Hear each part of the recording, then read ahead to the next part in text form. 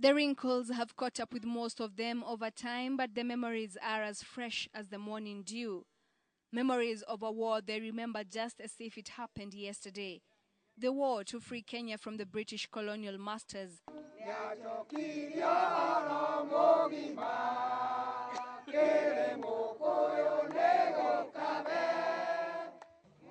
Ahead of the 49th Madaraka Day celebrations, KTN sought out those whose lives were directly affected by the Mau Mau War. In the heart of Nderi County, in Gediro village, we meet 85-year-old Wambugu Nyingi, a former Mau Mau freedom fighter and currently the chairman of the Nderi Town Mau Mau War Veterans Association. Mzee Wambugu Nyingi is also leading the Mau Mau delegation in the London case that is set to resume in July. At 85 years of age, his memory is amazingly sharp, as we discover when he narrates his ordeal in the hands of the British colonialists in the 50s. Sisi tulikuwa wa chama kinaitwa Kenya African Union. Ile ilikuwa inaongozwa ni Bwana Kenyatta. Hawa wabebelu, hawa wazungu, makapindua hii neno, makaita Mau Mau. Mau Mau pale jina, ni jina ya kutukana watu. Captured in 1952, he was moved from one detention camp to the next.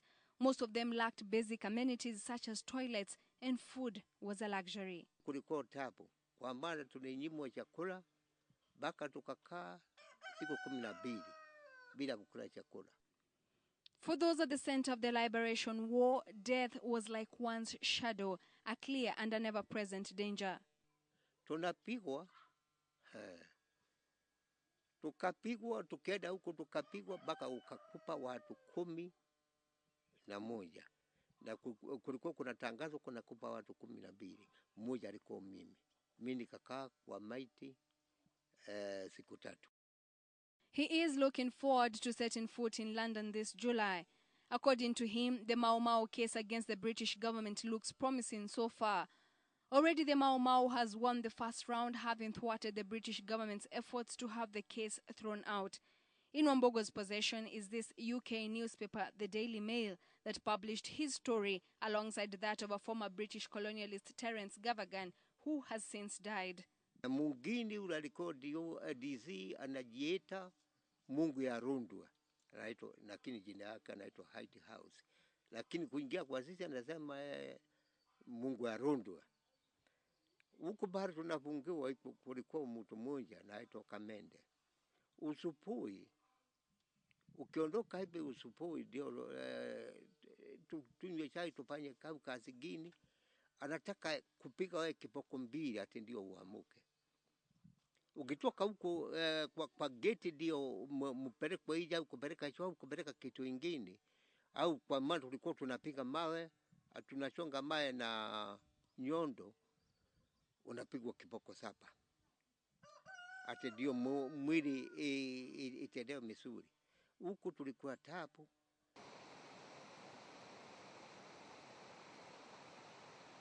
Interestingly, some of the caves where the Mau Mau hid in central Kenya are still intact and already have been gazetted. We tour one of the caves in Marwa area of Nderi, caves that the Mau Mau fighters took refuge in to hide from their hunters, the British and their collaborators. Behind me are some of the caves that were used by the Mau Mau freedom fighters as hideouts in a long, drawn, fierce battle between them and the colonialists in a bid to rescue Kenya from the chains of colonialism. And now they ask, what do they have to show for it?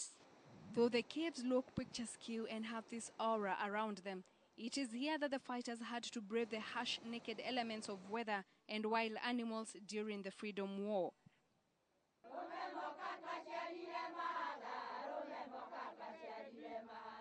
And it is not just the men.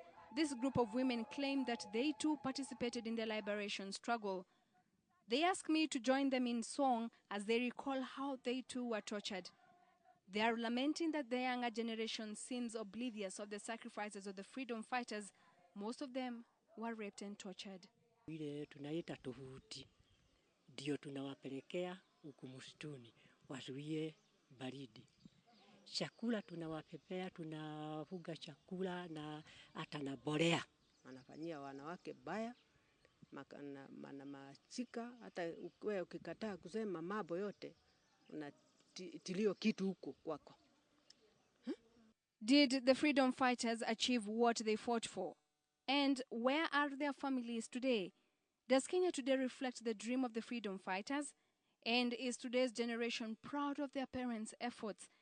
Have the freedom heroes and heroines received honors befitting them? Join me in part 2 of Sons and Daughters of Mau Mau for more.